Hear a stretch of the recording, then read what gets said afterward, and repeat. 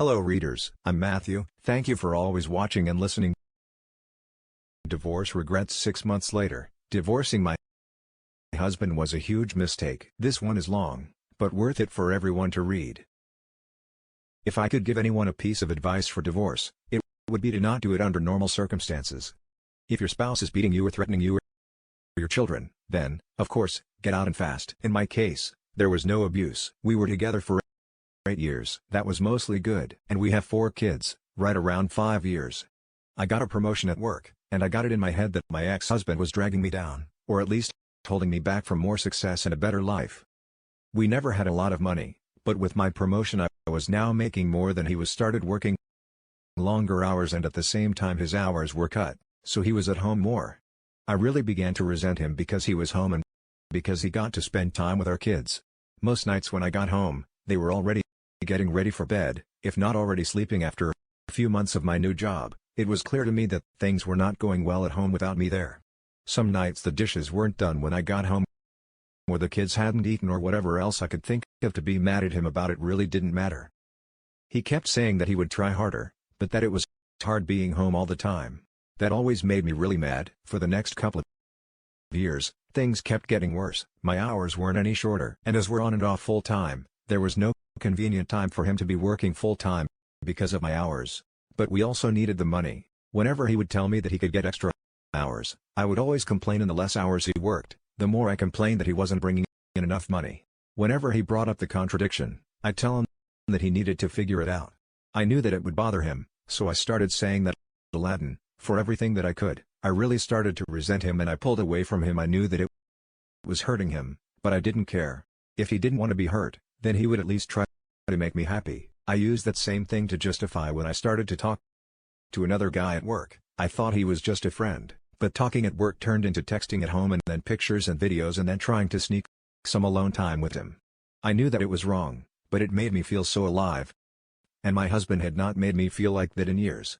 I was tired of being unhappy, and I was doing this for me. The worst was the night that I came home at a reasonable time, and that he had cleaned the whole house, cooked the whole family dinner, and picked out a movie for all of us to watch together. This would have made me swoon a couple of years earlier, but that night I couldn't even look at him, and I pretended to be sick. I spent the rest of the night in bed while he waited on me and checked on me, and even made me different food and brought it to me in bed. It made me feel terrible, and then it made me angry that he made me feel that way. And by the end of the night, I was texting with the other guy over the next month or two. From that night, it did not matter what he did. He was wrong just for breathing. Most days he would get so upset with how I was treating him, and I would just wait and drag him on into losing it, because I knew it would happen eventually. After most of the fights we had, he would apologize for whatever I told him he did wrong. If there even was something, but I never did, I would usually find a way to make him feel even worse. I knew that I was right because he was wrong, and that was all that mattered to me. I even pretended that I didn't care when he found out about my relationship with the guy from work. It really destroyed me inside to see him holding back tears. But I wasn't going to let him see that he was at his weakest, and that was when I chose to tell him that I wanted a divorce. I could almost hear his heart shattering inside his chest. He talked and fought and said that we could work through it together. I really wasn't interested in fixing our marriage, but I mostly ended things with the other guy, but only because I knew I could get it back. If I wanted it, I could see that he was trying, and occasionally I would let him know. But for the most part I kept being a huge witch to him, for any and all reasons that I could think of. I'm not sure how much more the man could have done to make me happy, besides finding a job that paid enough for me to not have to work at all. He said that he was looking, but looking and finding are two different things. It was around this time that I discovered this group, and a few others. I started posting things about him from my perspective only, and I got so much positive feedback for how I was feeling that I knew I was right. The more I posted, the more validation that I got. It wasn't just me who knew that ex-husband wasn't worth keeping around. I had the whole internet telling me how terrible he is. I started saying awful things to him and even outright ignoring him.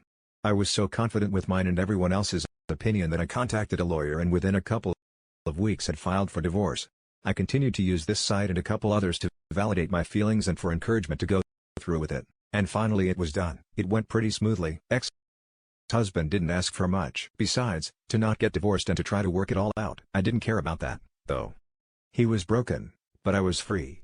I could do whatever I wanted without having to feel any guilt or answer to anybody. It was an amazing feeling of freedom. It didn't last long, though. In the first month after he moved out, I missed garbage day 3 times. There was also rarely a single clean dish, and a laundry sat in piles so long that I had to start doing the sniff test to see if it could be worn again. I also never saw my kids more miserable. My oldest had seen some of the messages from the other guy months earlier, and she knew that ex-husband still wanted to try to work it out. It didn't take her long to stop talking to me at all. Except to say that she wanted to go to ex-husband's house. The others all told me that they wanted to live with ex-husband, too. I did my best to try to make them happy, but I ended up just buying them toys all the time and the happiness only lasted minutes. I also was having a lot of trouble with work being alone. I couldn't work all those extra hours that I was expected to. I finally gave in and started calling ex-husband to watch the kids. He would always come over as soon as he could, and he always asked me if I needed anything.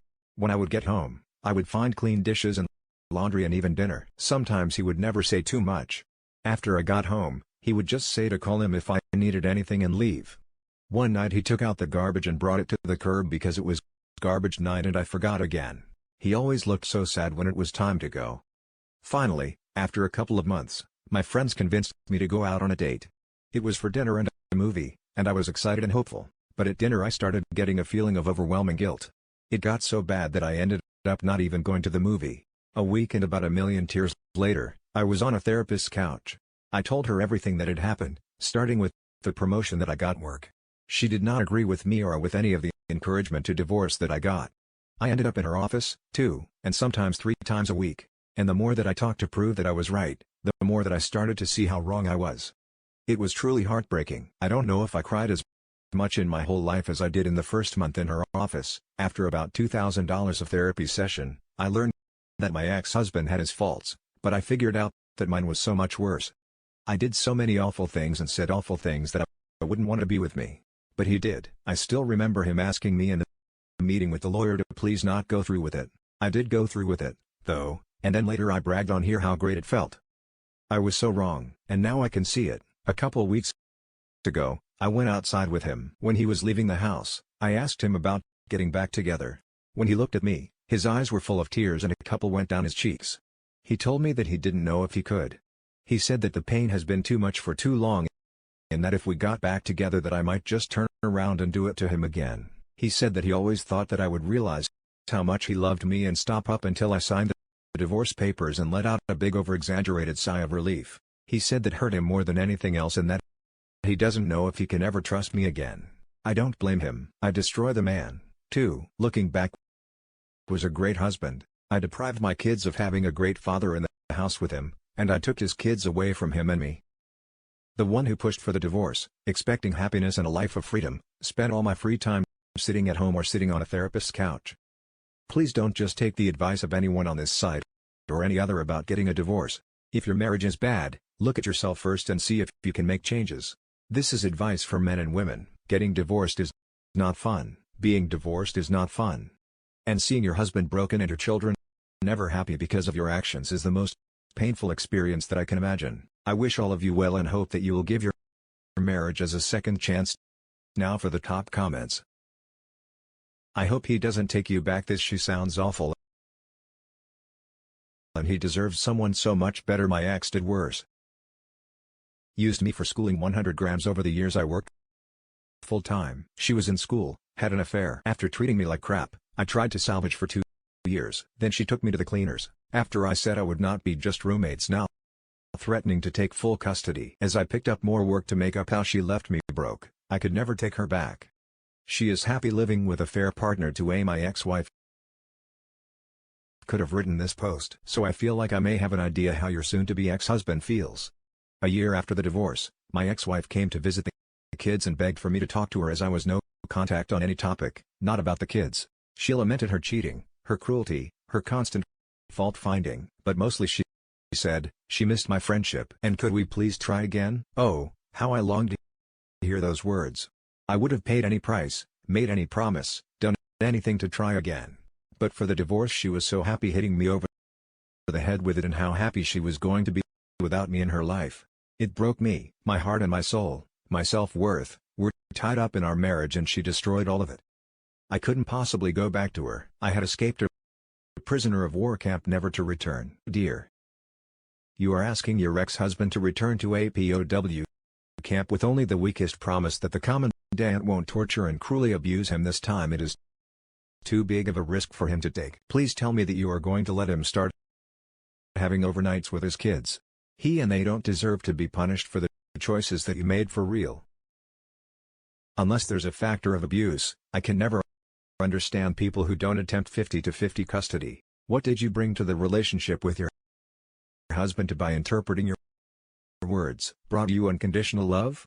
Could you tell us what exactly you were missing from the marriage? Could you tell us what exactly you were missing from the marriage? Aside from the fact that being single is hard work. Now, for the next story, she regrets it.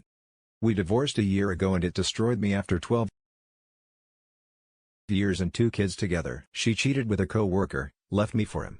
Everyone told me that she would regret what she was doing, but she was so cold and sure that I was the one who ended up filing after the divorce. She bought a small house and the guy lives with her. My kids live with this man for half their lives. I really try not to think about it too much, but it sucks. I have a girlfriend I met soon after the divorce and we've fallen in love.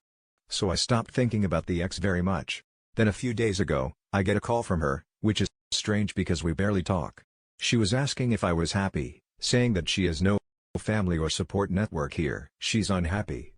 She missed us being a family. She asked if she would ever have a chance with me again. I would have given anything to hear those words last winter. I wanted so badly to save my family, but I've moved on and I'm never going back. I told her no. I told her that I would always be there to help with the kids. It hurts to know she's suffering, to know she completely messed up her life for this a whole. But I'm done. The hardest thing to let go of is wanting to take care of her, and even now I just want her to be okay. Now for the comments. Wow, that had to be tough to hear.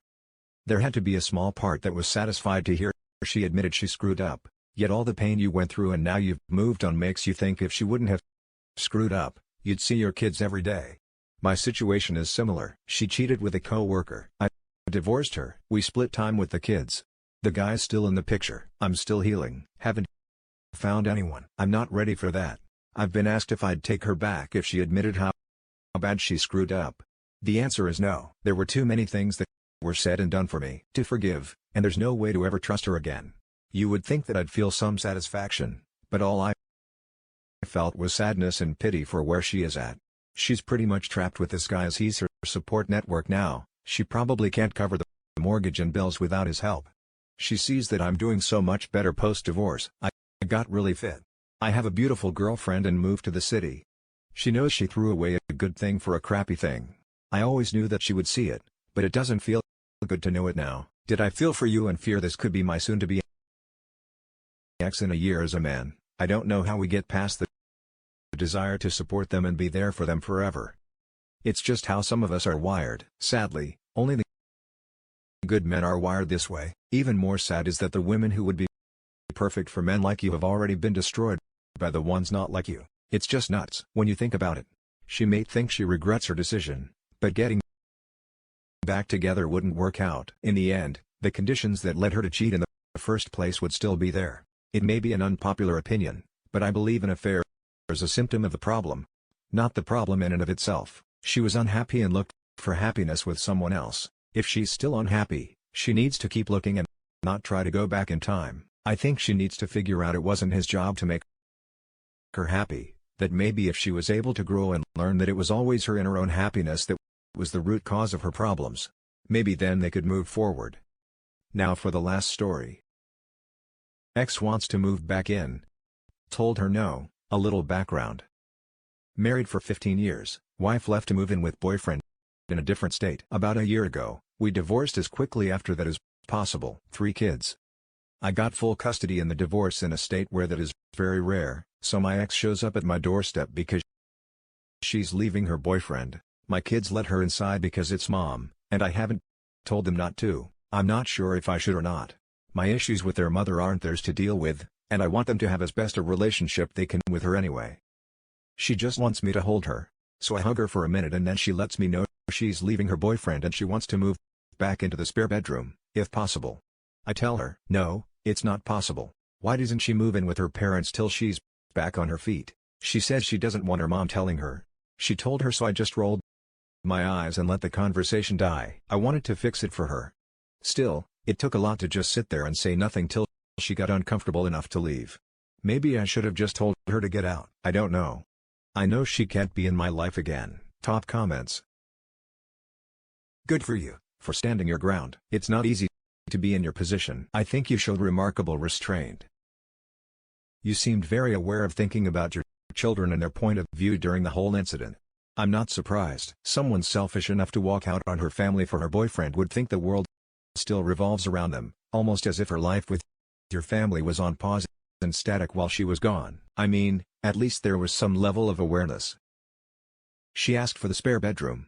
At least, which is still ridiculous. You ever see that episode of Futurama, when Bender becomes something like a god to some race? I love a quote from it. When you do things right, people won't be sure you've done anything at all. You are doing it right. You held your ground and remain civil and courteous. The right thing is rarely easy or popular. Tough call, but the right call. You were very gracious for being cordial, but, dude, she left you. It didn't work out, so she now needs your help, not trying to crank you up. But never forget, she cheated on you and walked out. Not only on you, but the kids. It ain't right again.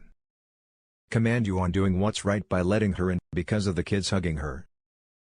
I guess it's noble, and I probably would do the same. But letting her stay in the spare room, that'd be a hard no. You don't need to bring that crazy into your home or life. I'd politely say you are more than welcome to come to the house and visit the boys anytime you'd like and leave it at that. Do everything you can to help her relationship with the kids, but don't compromise your sanity. And for God's sake, don't let her weasel back into your life after she clearly and deliberately crap on you. And that's it for this video, guys. If you have thoughts to share, leave a comment below. Don't forget to hit like and subscribe. If you like this content, turn the notification on to get updated on my latest posts. I'll catch you in the next one. Good day, everyone.